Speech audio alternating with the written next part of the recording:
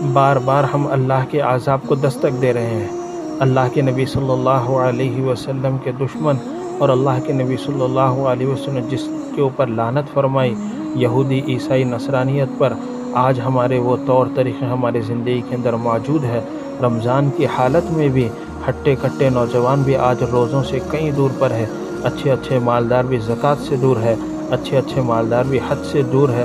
ہماری زندگی کے اندر ماپنے میں فرق آ گیا، تولنے میں فرق آ گیا، خلوص اور پیار میں فرق آ گیا، کینہ، کپٹ، بغض، حسد، پہننے میں، ہر چیز کے اندر ہماری عادتیں بدل گئے، ہر چیز کے اندر ہمارا طریقہ بدل گیا۔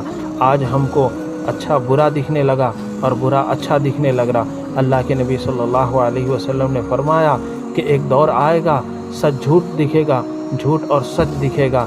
تو اللہ کے نبی صلی اللہ علیہ وسلم کے صحابہ نے پوچھا کیا ایسے ہی ہوگا؟ تو اللہ کے نبی صلی اللہ علیہ وسلم نے فرمایا جس کے قبضے میں میری جان ہے اس کی قسم کھا کر کہتا ہوں اس سے بھی زیادہ غیر گزرے لوگ جو ہے دنیا میں گزریں گے۔ آج ہم کو اچھی چیز بری لگ رہی ہے، بری چیز اچھی لگ رہی ہے، سچی چیز جھوٹی لگ رہی ہے، جھوٹی چیز سچی لگ رہی ہے۔ اے لوگوں، آج ہماری زندگی کے اندر طور طریقہ، اٹھنا بیٹھنا، چلنا پھرنا، تعلیم، ہر چیز کے اندر یہودیت، عیسائیت، نصرانیت موجود ہو گئی۔ اللہ کے نبی صلی اللہ علیہ وسلم جس سے ناراض ہوتے ہیں، اللہ جن چیزوں سے ناراض ہوتے ہیں، وہ ساری طور طریقے، وہ ساری چیزیں ہمارے اندر آ گئی ہیں۔ نبی پاک صلی اللہ علیہ وسلم کے طریقے کے اندر 100% کی کامیابی ہے۔ آج ہماری زندگی کے اندر سے 100% جو ہے سنت کا جنازہ نکل گیا ہے۔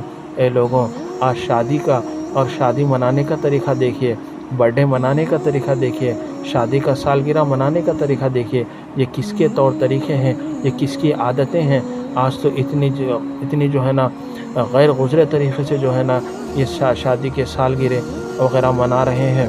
جیسا کہ ایک شادی میں دیکھا گیا کہ دلہن جو ہے نا دولہے کو ہار پہنا رہی ہے مجمع کے سامنے، دولہا دلہن کو ہار پہنا رہا ہے مجمع کے سامنے، دلہن جو ہے انگوٹھی نکال کر دولہے کو انگوٹھی پہنا رہی ہے اور دولہا دلہن کو انگوٹھی پہنا رہا ہے، ویڈیو شوٹ ہو رہا ہے، گود میں لے کر ناچ رہا ہے، مجمع کے سامنے کمر میں ہاتھ ڈال کر اس کو گود میں لے کر ناچ رہا ہے اور رنگ پہ ٹھہر کر جو ہے گول پھر رہا ہے، کود رہا ہے، ناچ رہا ہے۔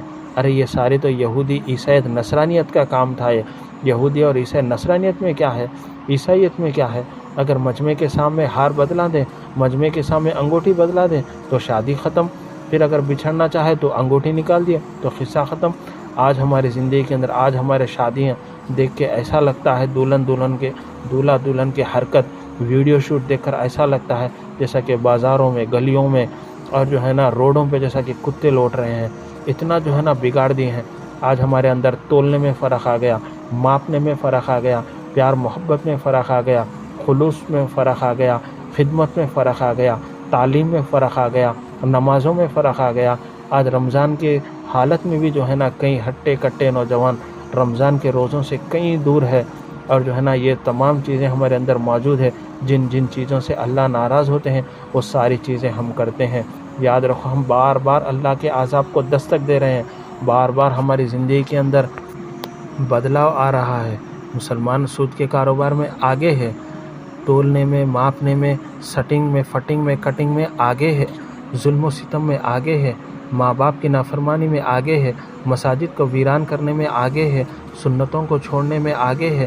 ارے یہ تمام چیزیں ہم اللہ اور اس کے رسول صلی اللہ علیہ وسلم سے اتنی دور ہو کر ہم کس کی مدد کے امیدوار کر بیٹھے ہوئے ہیں۔ ارے بار بار ہم اللہ کے عذاب کو دستک دے رہے ہیں، اس بات کو ہم نہیں سمجھ رہے ہیں۔ اللہ کے عذاب آنے کے لیے سورج کو ٹوٹ کر نیچے گرنے کی ضرورت نہیں، آسمان پھٹنے کی ضرورت نہیں، زمین پھٹنے کی ضرورت نہیں۔ اگر ظالم بادشاہ کی مسلط ہو جائے تو یہ اتنی کافی ہے۔ یاد رکھ لو مسلمان، اس رات کے اندر اتنا اللہ کے سامنے روئیں، اتنا اللہ کے سامنے گڑ گڑائیں۔ ہم نے زندگی کے اندر کیے ہوئے ایک ایک گناہوں کے بارے میں یاد کر اللہ کے سامنے اتنا روئیں، اتنی معافی مانگیں، اتنا اللہ کو منانے میں رات گزار دیں، سنتوں کے اندر، نوافل کے اندر، قرآن پاک کی تلاوت کے اندر اور جو ہے نا دعاؤں کے اندر جو ہے نا ہم زیادہ سے زیادہ وقت گزاریں اور زیادہ سے زیادہ جو ہے نا اللہ کے سامنے رو کر مانگے۔ اگر اللہ کا عذاب آ جائے، ان اللہ شدید العقاب، اللہ نے کہا میرے عذاب کو برداشت نہیں کر پاؤ گے۔ فرعون نے جو ہے موسیٰ علیہ السلام نے اللہ سے کہا، اے اللہ، فرعون تو ہمیں طرح طرح کے تکلیف دیا، طرح طرح سے ہمیں ستایا، ہمیں غلام بنایا، ہمیں پریشان کیا، اس کی وجہ سے ہم بہت تکلیفیں، بہت پریشانیاں سہ لیے ہیں۔ اے اللہ آپ تو رحیم ہے، یا اللہ آپ تو کریم ہے، اگر ان معافی مانگ لیا تو اللہ آپ معاف کر دیں گے۔ اے اللہ اس کو اس وقت تک جو ہے نا معافی کی توفیق مت دیجیے جب تک آپ کا عذاب نہ دیکھ لے۔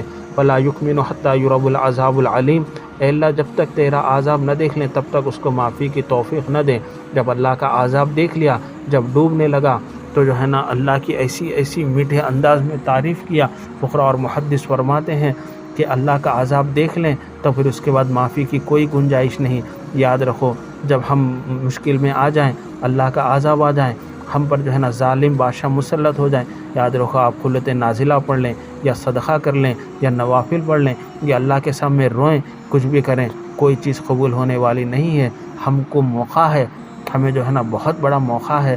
یہ رمضان کی راتیں ہیں، یہ شب قدر کی راتیں ہیں، اس راتوں کے اندر ہم اپنی زندگی کو مکمل طور سے بدلانے کی نیت کر لیں، زندگی کے اندر مکمل طور پہ بدلاؤ کر لیں۔